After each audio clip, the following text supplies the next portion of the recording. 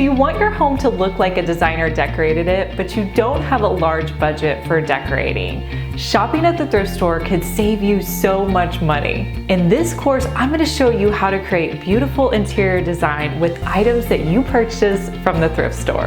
Hi, I'm Liz. I have a YouTube channel where I teach how to create interior design concepts using thrifted items. When I started my journey, I was a teacher and I didn't have a lot of money. So I found the thrift store to be a great resource for finding items I could use in decorating my home.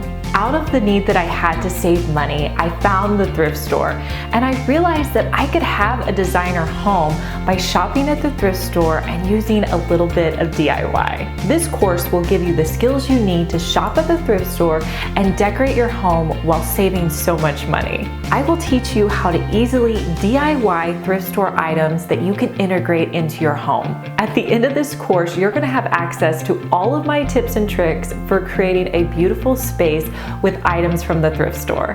Get the skills to decorate your house the way you always wanted. This is your first step. Join me in this course. It's just 2 clicks away.